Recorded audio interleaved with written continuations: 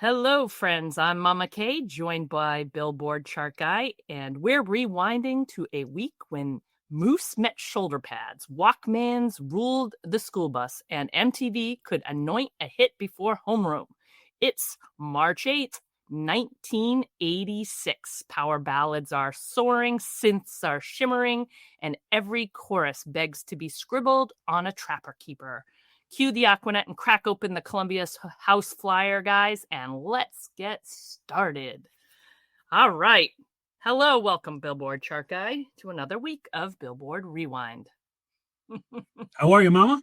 Hope you're well. I am well. We are back in the 80s, which is usually very exciting times for both of us. We kind of, as we'll get to very shortly here, repeating a few artists already, which is bound to happen, but I was hoping not so soon. We'll talk about that in a minute. I do want to say right off the bat, just a quick note. I said it at the end of last episode. I'll say it at the beginning of this episode. To find the songs that we talk about, the top 5 and our bonus songs, they will be attached in the liner notes of the show on Apple Podcasts. So if you want to their Spotify links, just click on those. You can listen along or listen afterwards or refresh your memory because, God knows I've had to do that a few times with these songs. So we'll do that. We'll have those for you. And secondly, I know we teased maybe having a special guest this week who likes 80s music. I think anybody who's listening to the show knows we're talking about the Kirk Minahan. Unfortunately, with my schedule this week, I'm traveling. We could not make it work schedule-wise this time. And frankly, it's okay because I think we can get him on another 80s show, one or two of those where maybe we have a little bit new, fresher artists to talk about and something a little bit more up his sleeve. So we'll get that down the road. We'll tease that another time. So up his alley, right? You got to get something up his alley. Yeah. I said up his sleeve. Well, you know what I mean. Excellent. So we can get ready. We can start. You want me to start?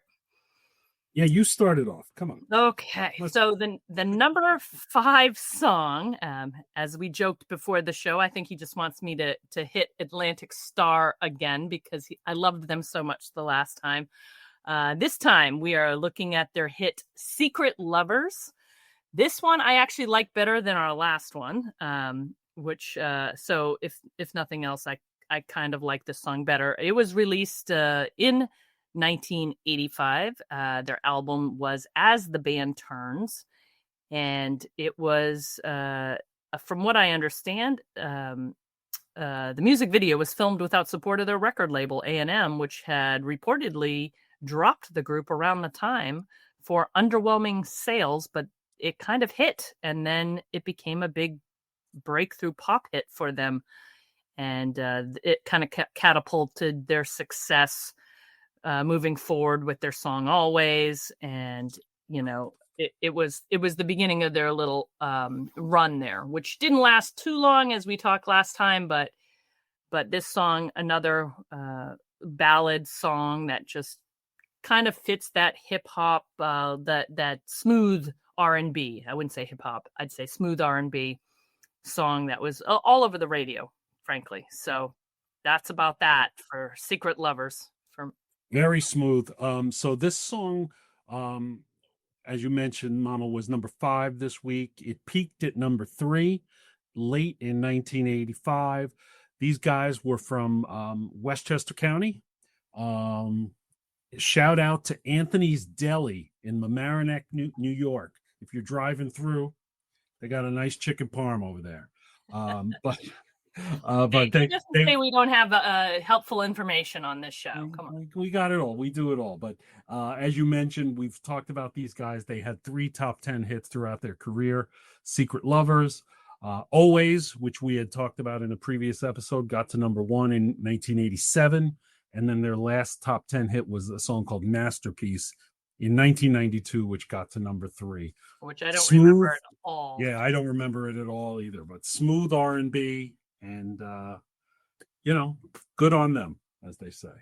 Yeah, they had their time in the on the charts, and certainly the name is is everybody from the 80s pretty much knows the name Atlantic Starr, probably remembers these two songs. Beyond that, not a lot of lasting power for them, but Right. it was a big hit. And this one I did like better than Always. How about you? Did you like this one better or worse than Always?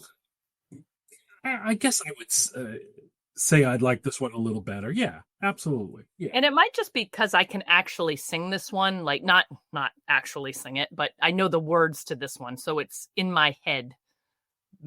It's lasted longer in my memory. So in that regard, I think that's why I like it better.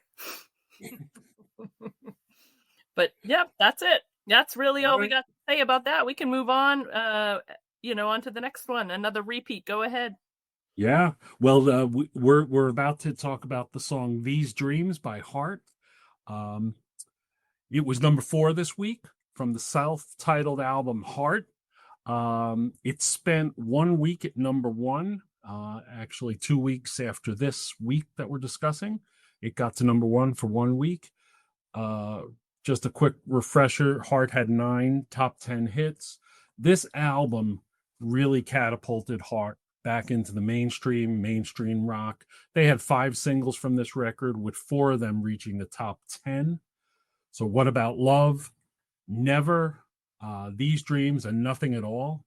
I remember this video, Kara, was very, I think a little more, I don't know, light, I would say the words. It was a little more fantasy. Right. The two of them bopping around in, kind of flowy dresses, as opposed to like the Never video, which was they were like tough chicks, which is kind of ironic, because when doing the research for this song, I learned that in the liner notes for their album Heart, they dedicated These Dreams to a young 22-year-old fan who died of leukemia, just as the band was completing it. So completing the mixes on the album. So it's kind of weird that they ended up making a lighter video for the song. So I thought that was interesting. And the other thing about this song is it was co-written by Bernie Taupin. Bernie Taupin, yeah, from Elton John fame.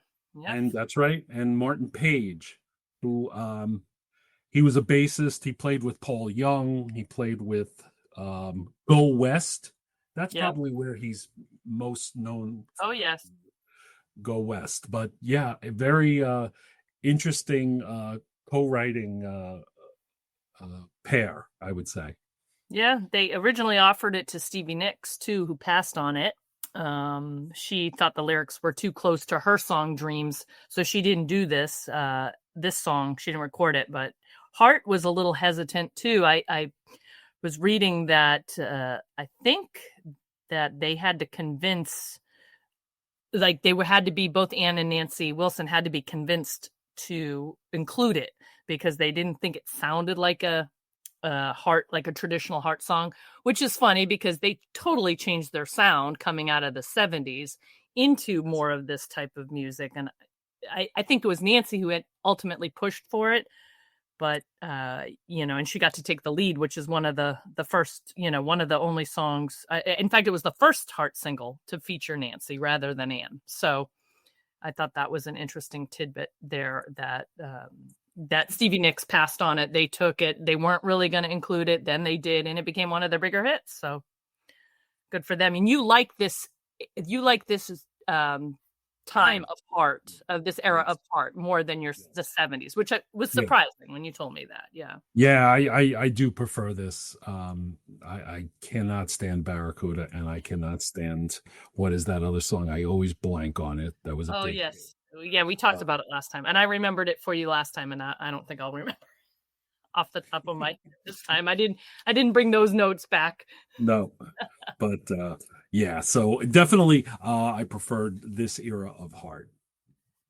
Yeah, they were all over the radio in the 80s, and these songs, I liked the song What About Love.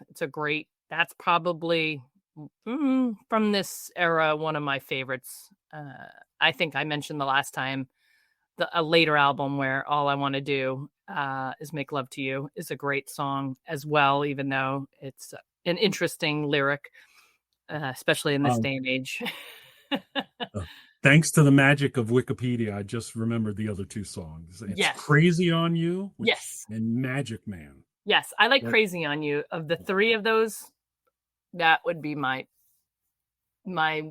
favorite of those. uh, no, no, no, You don't like no, them at all. no. Just no 70s heart for Billboard chart guy. That's right. It's gonna That's right. probably happen where we're gonna hit one of these on a 70s countdown. Probably. We'll get to have you seethe about it again. I'll rant and rave at another. You can rant later and date. rave about it. Yeah. But yeah, this is number 4 this week. These Dreams by Heart. Second time we've had Heart. And I guess we can move on, right?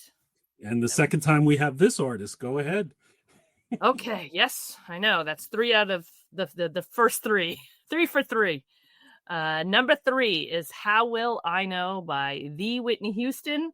This song we actually talked a little bit about when we were talking about I Want to Dance with Somebody, the last 80s show, because they were talking about how they wanted to recreate that type of song of How Will I Know. It was that huge hit from her self-titled debut album, Whitney Houston. It was again another intended song, not for the person who cut it. This song was originally intended for Janet Jackson, and she passed on it. Excuse me. And it was one of Whitney Houston's hugest hits, and obviously set her into the stratosphere. The synth funk dance pop. It's very upbeat. She had her ballads at that time, a lot of those, Saving All My Love for You, and a few other ones I'm trying to remember. Oh, Greatest Love of All. And this one was like her first real big dance song, kind of set her in that kind of that very poppy. Video was again very, very poppy and fun and dancing. And I think I would say of the two in this, kind of vein, this How Will I Know and I Want to Dance with Somebody, this song I like better. Me too.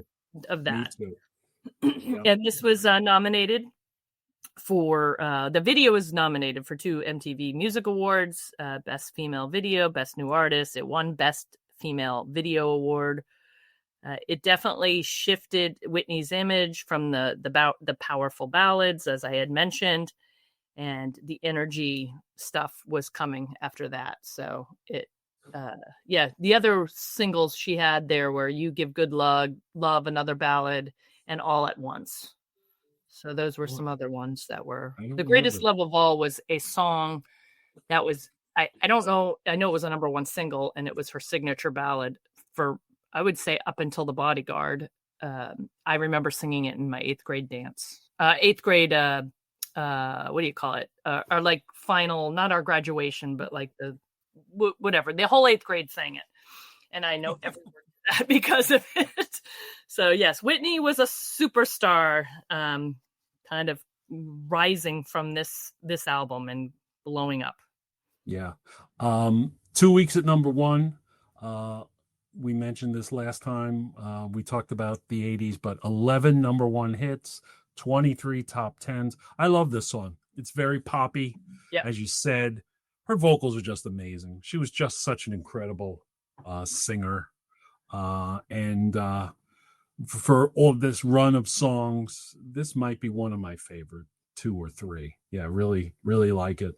And, it's unmistakably Whitney Houston. I was listening, ironically, I was with some girlfriends this weekend driving in the car, and this song came on a mix. And all I could think of is it's so crazy the way her career went, and like who she was, so fresh-faced and sweet and innocent. I mean, I didn't know her personally, obviously, but that was the image of her, in the 80s. And then you just see it go with the whole Bobby Brown and her, doing the drugs and, Bobby, and it's hard to reconcile that's the same person, when you see these younger Whitney and then the older, sadly, Whitney, who kind of spiraled out of control a bit. So, but yeah, just thinking of that kind of, knowing that this song was on when it was on our show this week, I was thinking of that. Like it's like two different people in my mind. Yeah. Unfortunately, yeah, and how Bobby Brown changed too. I mean, think about he Right. started as a kid with New Edition, and Yeah, then talk had it. about two people not bringing out the best in each other. Yeah, I mean, absolutely. there's some there's some people that when you get together, they do well for each other, and these two that was not a good combination to have together. But yeah, well, How Will I Know was a huge hit. It was Huge it hit, great definitely singer. helped. It helped like build her, you know, her her her resume from there on was kind of on its way at that point. All All right. right. We're kind of going fast because we've talked about these artists a lot, but now we finally have our first new artist. So why don't you go ahead and talk about the number 2 song? And I have a lot to say here, so buckle up. Hey, I'm ready.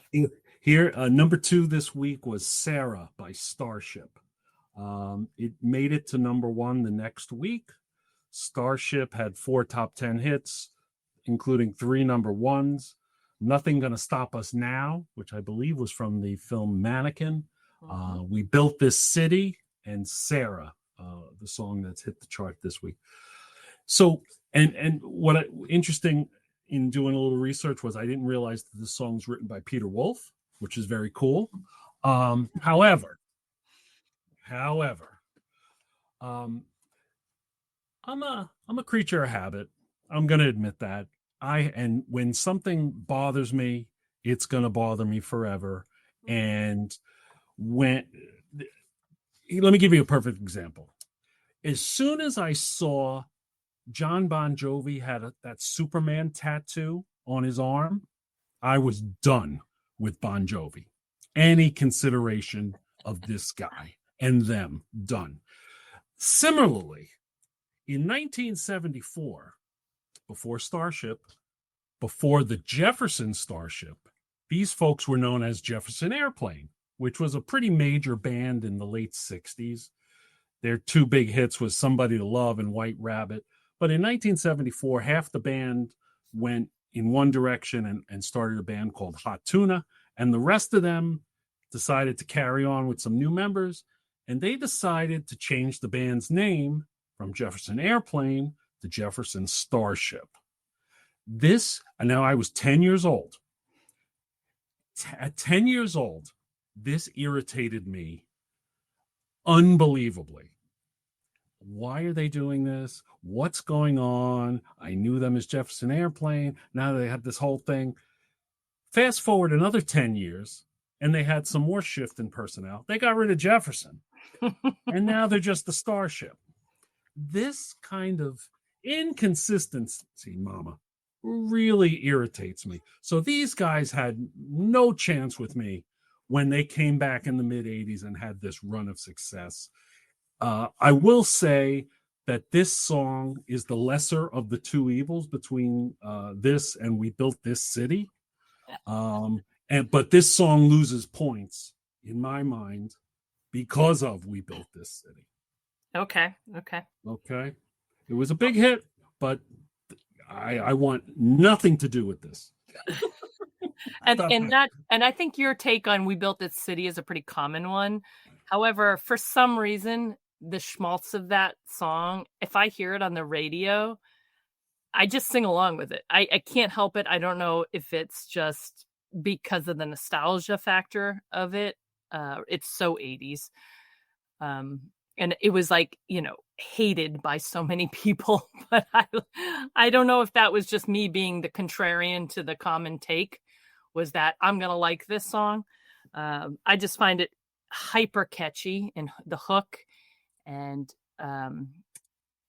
we built this. I'm going to sing it just to annoy you now. I love that you went down the lineage of all the eras of Jefferson Starship.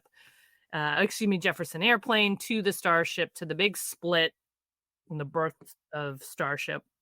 I will say, going back to Jefferson Airplane, I have to make a comment because I didn't realize that Marty Balin was in that band. Yeah. Which is so funny because the only thing I ever knew about Marty Balin was when his album came out, my mother was obsessed with him. Like, I don't know, she had some unnatural obsession with him, and she had that album and played the heck out of it. And, you know, in my younger, I was very young, I didn't realize because I was barely alive in the Jefferson Airplane, you know, psychedelic era of the band. So I didn't really know who was in the band other than the original, like, joints, you know, when Grace Slick was, you know, the common threads that made it through. So I did not know about him being in there. And I had a big chuckle when I was doing the research for this, that I was like, oh my gosh, that's where Marty Balin came from. Okay.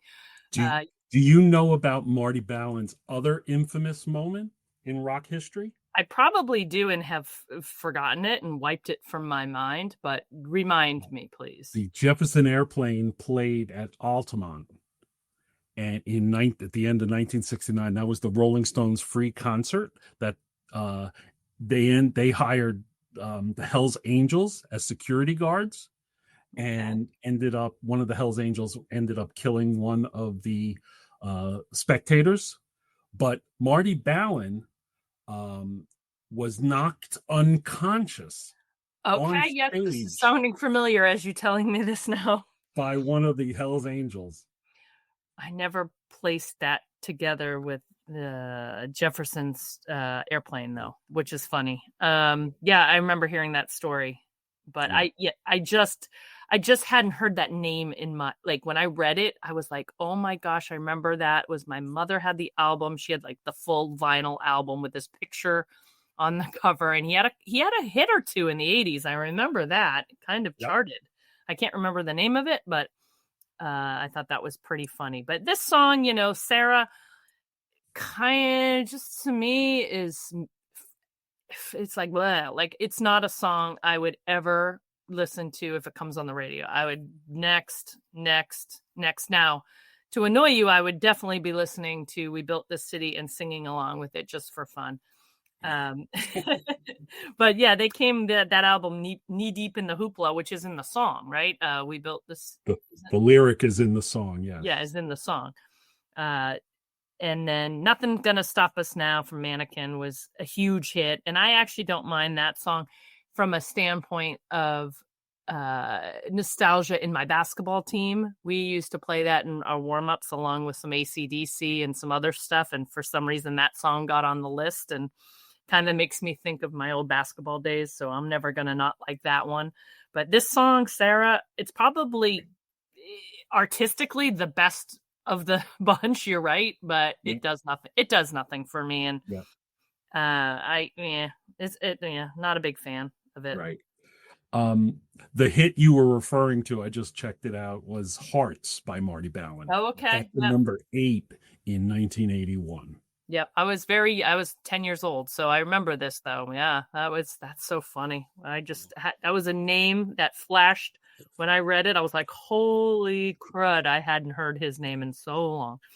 And I had to bring it up in context of this Jefferson Airplane to Starship liturgy that we had going down. They did revive Jefferson Starship in the 90s with some of the members, not Mickey Thomas. He didn't go, but they did. That Paul Kantner, I cannot say that very well. He's the one who brought it back, so I thought that was interesting. Didn't do much, I don't think. Yeah, I don't think so. I think they probably toured and played all the hits but didn't make a lasting impression. Okay, well, there we have Starship's first appearance on one of our lists. That's right. And we can go on to number one. Yeah, this is you. Take it away. Fantastic. Well, I'm glad I got this one because this, of all the songs on the list, this is by far and away my favorite song of the 5 in the top 5. Not only that, I thought it was written about me for a while. Oh my God. So you said my real name on the show, which is totally fine because I was going to say it anyway. My real name is, those most people who know in the KMS world, is not Mama K. On my birth certificate, it is Kira. And growing up, my name was never anything out there. So I couldn't get it on pencils or, all those little logoed, thing tchotchkes that they sold at the store. I could never get my name. The only time it ever showed up, the first time it showed up, it was that I can remember, besides Planet of the Apes. I was always like a creature. I was always, it was either in Olivia Newton-John's Xanadu, the character. It was a Gelfling in The Dark Crystal. It was not a popular name as someone my age growing up in the 70s and 80s. So when I first heard the song Kyrie by Mr. Mister, number one song this week, it is from the term Kyrie eleison, which is it's biblical, but I thought they were saying my name when I heard it. And I was like, what? So I got all excited. I obviously found out very quickly that was not the name of my name was not the actual name in the song, but it didn't stop me from really liking the song because I think it's a great song anyway. It is from Mr. Mister's album, Welcome to the Real World. It was released, I believe, let you get into the charting stuff, but it was late 1985 when it was released as a single. And, it hit number one this week. I don't know if this was its first or its second. I know it was there for 2 weeks, but you'll get into that. It topped the mainstream rock and top rock tracks. It was on the adult contemporary chart. It was written by John Lang, and it was a Greek word for Lord have mercy. And they said Richard Page, who did the music for it, said that when he first was putting this song together, they were worried about using the like a Greek I can't even say the word. It's just like a biblical phrase because it would pigeonhole them. He was very worried about them being seen as Christian music as one of their first big hits. But they pushed for it and it worked. It worked perfectly. The song, was a huge hit. And it's one of those songs in the 80s soundtracks that you get that still endures today. You'll hear it on the Sirius XM 80s channel. It's always out there. And I think it's a great song. I mean, I really like it. This was, I think, their second album. Their first one, Wear the Face, I Wear the Face, did nothing, but Welcome to the Real World turned them huge at the time. Broken Wings, Kyrie, and Is It Love were their hits on this album. And it's a great song. I like it. What do you think? Not for me. Not for you. Not for me. It was number one for the first 2 weeks of March. And like you said, there were 3 top 10s from this album. Broken Wings got to number one. It was that was in the summer of 85. This song got to number one, as mentioned, and you said Is It Love got to number 8 in the winter of 86. Yeah, it might have been, I was 21, 22, and on to other things. It's catchy. I'll definitely give you that. It's a catchy melody. But I haven't listened to the song in 40 years. Even in prep, I did not listen to it. Oh, really? Yeah. No, I like it. Yeah, Mr. Mister was like, this was their peak, 85, 86. They had the 2 number ones. It was kind of mid 80s, shot to the top, and then they broke up just a couple years later. Went on to they split. They did some other stuff. I think Pat Mastelotto joined King Crimson. Richard Page, he got offered to join Chicago and Toto, but he went solo and did some songwriting instead, including hits for Celine Dion and Josh Groban, and he went that route. And Steve George from the band went on to work, do musical directing for Kenny Loggins. So they all ended up having a good career eventually, beyond this peak. But the band itself, Mr. Mister, didn't last that long. But they endure with those, especially Broken Wings and Kyrie. Yeah. Yep, absolutely.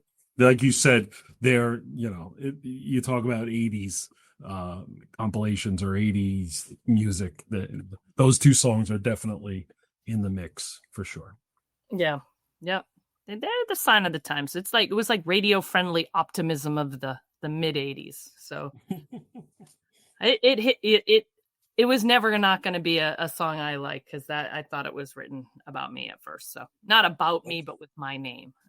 That's so funny that you thought that as a kid. Let me just share a quick story.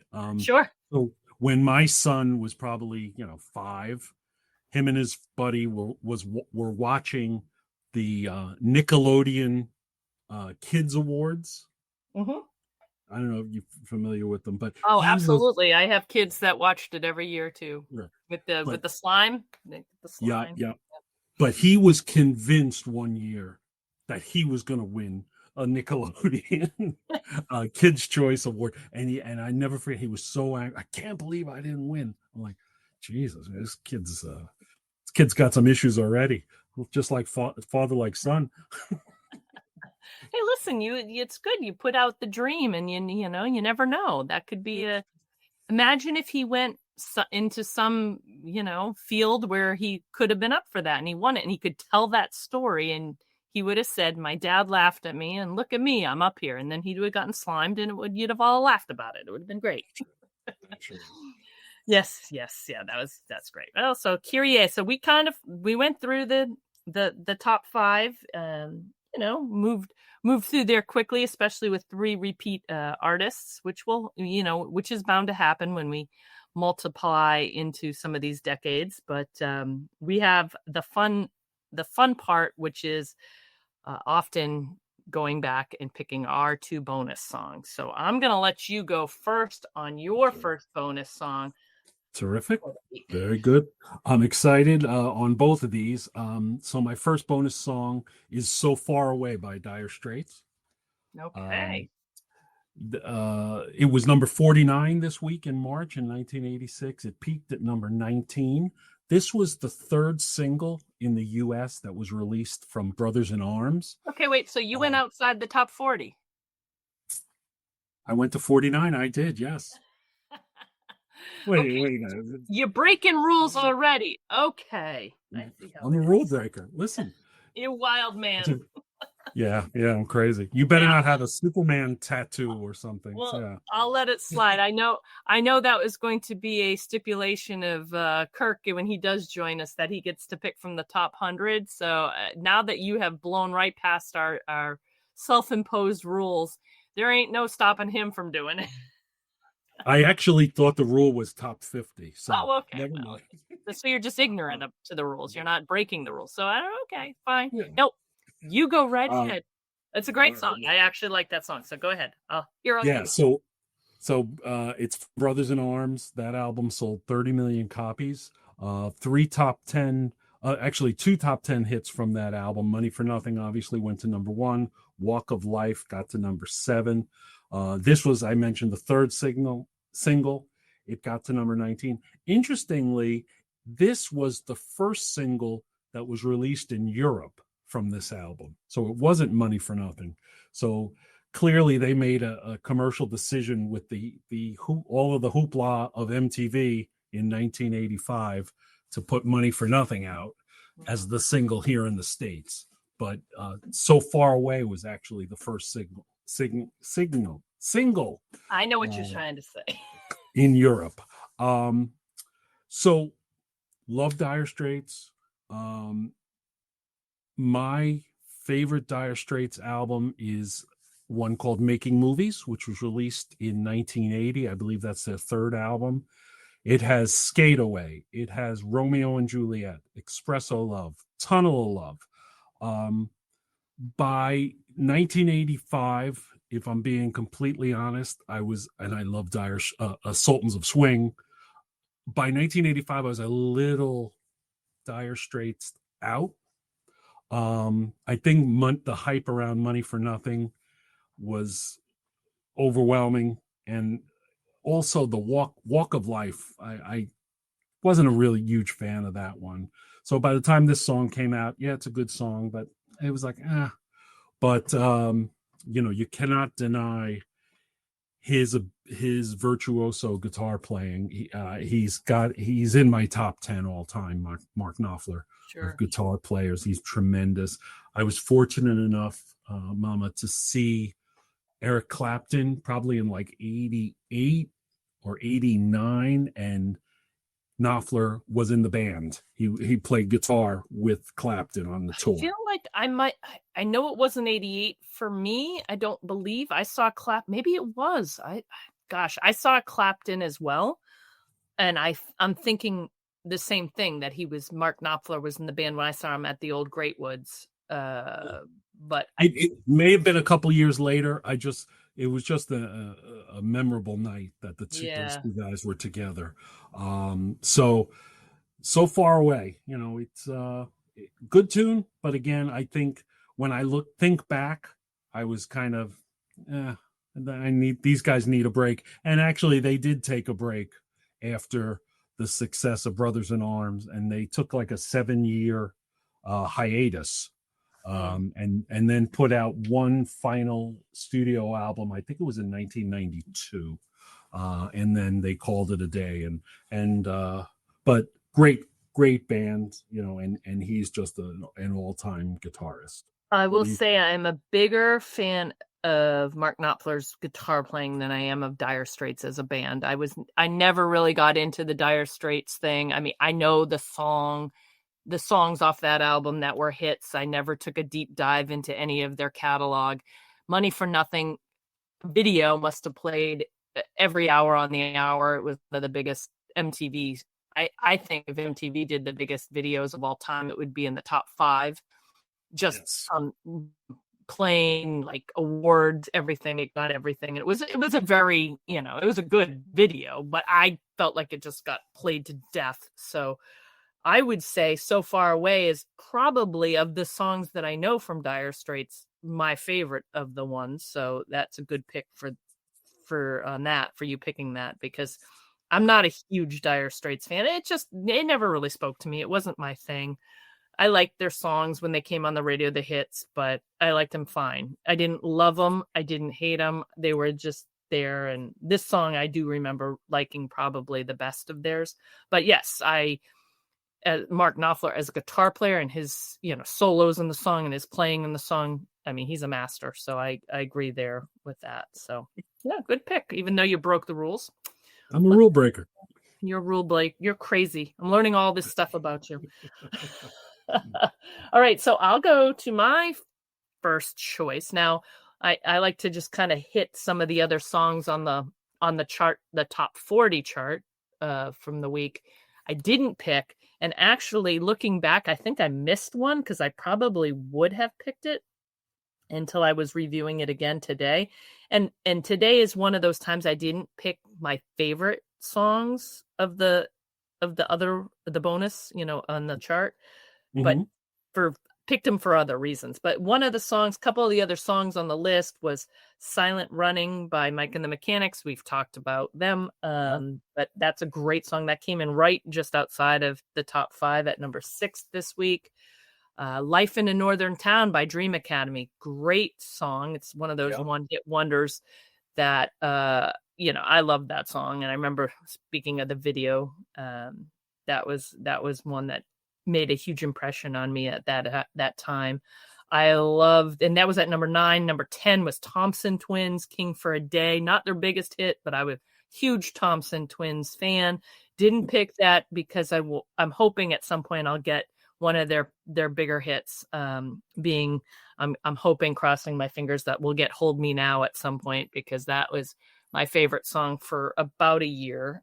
So that was a couple of the other songs. I chose for my first bonus song, and we're kind of going out of the box here a little bit more for its novelty, but number 14 this week was Rock Me Amadeus. Oh my. Falco, which I chose just because it is so quirky. And it's by Falco, whose real name was Johann Hans Holzel. And now we know why he shortened it to Falco. He's from Vienna, Austria. He had another hit, if you remember the song Der Kommissar, back in 1981. That was like a German speaking, was all in German, but it was still a fun song. And this song is just stylized, playful. It's a tribute to, Wolfgang Mozart, Amadeus Mozart. And, they portrayed him as like this historical rock star. It was just a fun song. And when I hear it, I laugh. It's not the greatest song in the world. It's not my favorite song by a huge mile, but I just liked it. And I saw it on the list, and it's kind of emblematic of the time with some of these novelty, fun, quirky hits from across the pond that we were getting at the time. It was part and partial inspired by the 1980 film Amadeus, which kind of reignited some fascination with Mozart. And it actually did, because I went out and bought, when I went to college a few years later, I ended up buying a lot of Mozart cassette tapes to study to. So I guess it did work on me a little bit. But this is the only German language song ever to reach #1 on the Hot 100, Rock Me Amadeus. And it's from the album Falco 3. He had a couple of mild singles that didn't really chart much. Vienna Calling, Der Kommissar was a bigger hit, obviously.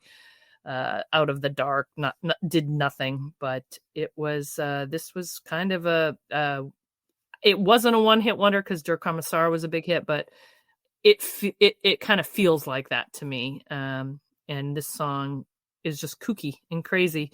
And they actually made a musical based on his life in 2023, and it was in Vienna, and it was called Rock Me Amadeus, the Falco musical, which I find hilarious. But he was a big figure in Austria and that part of the world, especially back then. So yeah, I mean, I certainly remember this, and the video was funny, and there was a lot going on there. I think Der Kommissar, he did record it and he did compose it, but the hit was by a group called After the Fire. It's funny that you say that, because when I was reading about it, I was like, I didn't know Falco did this song. So right. I remember the song very well, but it was a hit for him too. But I don't know if it. That makes sense now. Yeah, the After the Fire version got to #5. Okay. On the Billboard Hot 100. All right. Well, thank you for correcting me on that, because it didn't say that when I was doing the research. It just listed the song as one of his prior hits, and I was like, wow, I didn't realize that was him. Which I remember the song very well, but I was thinking of the other one, so that's why. And Der Kommissar, I love that song. That was a great song. Yeah, a lot of fun. Rock Me Amadeus was, like you said, you kind of covered it. It was a little quirky. It was a little gimmicky. But you're right. There was an Amadeus kind of surge in interest and popularity in the mid 80s, and he certainly took advantage of it. And no dummy. No dummy. Absolutely not. And like I said, it's certainly wasn't one of my favorite songs from the time, but just seeing it on the list, it made me laugh, and I said, let's talk about that song because I think it's funny. Why don't you go to your second bonus song? All right. Well, I went a little more mainstream than you did, but I took "What You Need" by In Excess. This week in '86, it was #17. The song peaked a month later at #5. I love In Excess. Just one of my favorite bands from the mid 80s to the mid 90s. 7 top 10 hits. They only had one #1 hit, which was Need You Tonight. This they were a band similar to U2, I would say, and REM, where they kind of had a slow build of popularity. They had, the song Don't Change came out in 1980. The One Thing was 82. They had, a couple of other songs. Then this album, which What You Need was on, is called Listen Like Thieves. And that had What You Need, This Time, and Listen Like Thieves were all singles on this record. My God. I'm having trouble speaking today. At least I did. I couldn't say liturgy. That was a harder word. Yes, it was. But I know that you're a big U2 fan, and I wanted to give you this comparison and see if this makes any sense to you. So this album, Listen Like Thieves, to me is similar, and they were in the similar position as U2 was when they put out The Unforgettable Fire. Right before The Unforgettable Fire was right before The Joshua Tree, which came out in 87. And Listen Like Thieves was right before the album Kick came out in 88. And that just exploded in excess. Kick had 4 top 10 singles, New Sensation, Devil Inside, Never Tear Us Apart, and of course the number one, Need You Tonight. So I think of those two bands very closely together, different styles completely. But there's a certain synergy when you think about their career arc. And again, I would put REM in that same that had the album that right before that kind of kicked it off. Yeah. So I could go on and on about INXS. I also one of my Twitter things I always talk about is, when I'm not talking about KMS or this stuff, is INXS should be in the Rock and Roll Hall of Fame, and they're not, and it bothers me to absolute no end. So they are my next project to get in. Their span didn't last as long. Do you think that's why? I think that's part of it. I mean, they had 7 top 10 hits. I also think they're not a U.S. band, and I think it takes, unless you're a mega band from England, or AC/DC, I don't think got in the first year. Pink Floyd didn't get in the first year. David Bowie didn't get in the first. So it definitely leans more American, the Rock and Roll Hall of Fame. So I think that's part of it. And I think they'll eventually get in. They haven't been put on a ballot yet. I think if they ever get on the ballot, it'll be a no-brainer, and a nice kind of, capping off the career. Unfortunately, Michael Hutchence passed away tragically. Tragically is one way to say it. I'm trying to be PG here, okay? He had some proclivities, maybe we could say that. I'm not a huge INXS fan. I hate to say it, and since I know you are, I like them. They're right down the middle for me. I feel like them as a band, and I know, again, kind of like Dire Straits in a similar vein. Not like they're the same kind of band, just for me personally, right down the middle. I don't really think of them in negatively. I don't really think of them in hugely positive. I like their hits. I think The Devil Inside is my favorite song of theirs. I know, I obviously followed their career pretty heavily during that time, because I started to work in that, pop music and the radio end of things. So they were all over it. But yeah, no, they just never really did it for me as a band and somebody I would get into. I did own the album Kick. I think, that was kind of a must-have album at the time, and I enjoyed it, but it wasn't one that I played the heck out of. But yeah, no, I like them, and just not something that I think of my favorite bands of the time. But I can see the comparison with the trajectory that you're mentioning. Yeah. with U2 in the way that Kick, like the Joshua Tree did. Like, I'm guessing there were a lot of people that after Kick came out went back, and if they liked Kick a lot and became huge fans of In Excess, went back and got into their older stuff and their previous stuff. So I get that. All right. Sure. All right. Well, Listen, we're not always going to agree. Oh, no. In fact, I think that we don't agree a lot, actually. We're just very civil about it. Okay. This one, again, another song that I picked, not necessarily because it was my favorite one out there, but I had to pick it when I saw it. And as you can tell by a lot of what I bring up when I talk about the notes and stuff, I do talk heavy in the 80s about the videos because it was such a huge part of all 80s music at the time, with MTV being at its peak. And I probably spent hours just watching MTV as a middle schooler and, early high school years. And this song, it was probably one of the most iconic videos ever. This is the 38th song for this week. It is Robert Palmer, Addicted to Love. And it's from his 1985 album Riptide, which was actually a great album as well. It hit number one on the U.S. Billboard Hot 100 in May of 1986. It also hit number one on the Billboard Top Rock Tracks chart. It earned gold certification.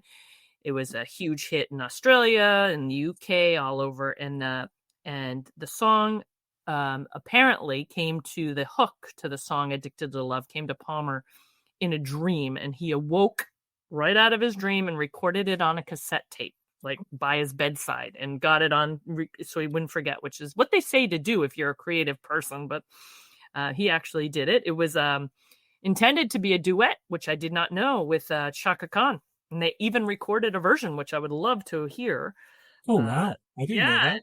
She was contributing the upper harmonies, but her record company objected. They didn't want this song to overshadow her own release. So her vocal was ultimately taken out, and he took over those parts. But she still got credit for vocal arrangements.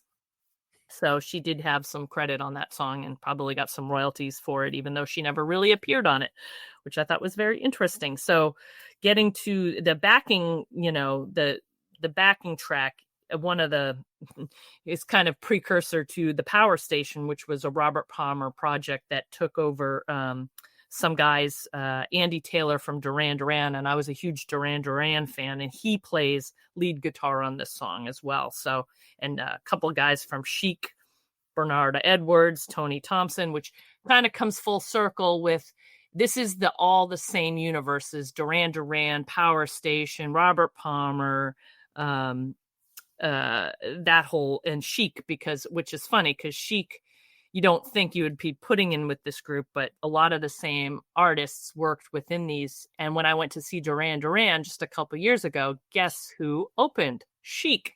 So I just thought that was kind of a funny little mini world between all these guys. And then to the video, I mean, it's legendary. Everybody knows this video with him in his suit and tie, with the girls and all looking the same, expressionless with their guitars and, their heavy makeup. They look like mannequins, but they're, it was iconic, and it won the MTV Music Award, Best Male Video. And sadly, Robert Palmer died very early. And I say that because he died when he was my age currently. He was 54. He had a sudden heart attack in 2003. And that was pretty sad. I remember when that happened, and bummed me out to hear that, because I was a big Robert Palmer fan. And yeah. And this song is iconic 80s song. So I had to. Yeah, this song, I pulled up the chart real quick, and it only spent 1 week at number one, but it was everywhere. And I think it's because of that video, right? You just remember the mannequins, and and then I think he did a follow-up with the mannequin girls in a different video. I do believe so. Yes, I remember that. I can't remember the song. I don't remember it. And it wasn't a hit. Yeah, I loved him. Yeah, I he think goes. my girlfriends and I all went as him for Halloween. Like we had a guy friend who dressed in the suit, and we were all dressed because it gave you a chance to kind of get in that little black, mini and do your, put your hair in a bun, and we all walked in together, and it was everywhere. That image of him in the suit and tie, and actually I don't think he had a tie, did he? He might have. He might not even get one. Oh, I did think he? he did. Yeah, but Oh he yeah, goes. yeah, the little skinny tie. Yes, yes, yes, Yeah, yes. Yeah, yeah. he goes back to the late '70s. He had some Hmm. hits. Bad Case of Loving You got to number Great, 14. great album that's from too. This is a case where we talked about before. I literally got this album when it came out, got kind of introduced to him, and went back and got all his old stuff. Yeah, yeah. My favorite song of his is "Every Kind of People." Yeah, fantastic. Which is got to 16 in 1978. But he had a great career. He had the next album after the album that had Addicted to Love. I think it was he had a Simply Irresistible was a big hit. Huge hit. Yes. Yeah, great career. And like you said, cut too short, unfortunately. But yeah, I don't know if he was really making music in his later years, but the fact that he died, I know he was a heavy smoker, but yeah, sudden heart attack in 2003. Yeah, sad. But that's a good pick. I mean, again, you talk about your '80s, Yeah, iconic songs. That's kind of went with that theme for my bonus songs this week. The Rock Me Amadeus, just the nostalgic kind of novelty of that wacky song that was so big, and then this with Robert Palmer, who's great anyway. I'll never be sad, picking one of his songs probably, but having this song with the video being on this list, I was like, I gotta take it. So yeah, fantastic. Yeah. All right. So I have our prompt ready if we're ready to see what the next year, decade, and week ending will be. Again, as a reminder, random Saturday between January 1st, 1970 and December 31st, 2009. Before I press send on this, we haven't gotten anything. I know you're probably happy about this, but the 2000s we haven't had. We've only had one 70s, and we've had one 90s and two 80s. So any guesses what will come up? It's all in the same Chat GPT prompt. So it is supposed to be exactly random. So who knows? Could be another 80s. I'm calling 2003 right now. Ooh, okay. I'll guess. You're gonna have to trust me that I haven't pressed it. I haven't. I'm gonna think maybe we're gonna get an earlier 70s. I don't know. Maybe like 74. Beautiful. Let's do it. You'd like that. I know that. I'd be 3 years old, but I'd be okay with that. All right, let's go. 1, 2, 3. It's thinking. Here. Oh, okay. Neither of us were right. Here's another random Saturday, May 22nd, 1999.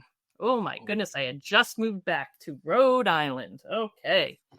I had just left radio. So that'll be an interesting. I was married 5 months at that time. Well, there you go. So we both were in transition parts of our lives. So absolutely. All right. Interesting. Well, thanks again, everybody. Thanks for listening. I'm Mama Kay. He's Billboard Chart Guy, and we will talk to you next time.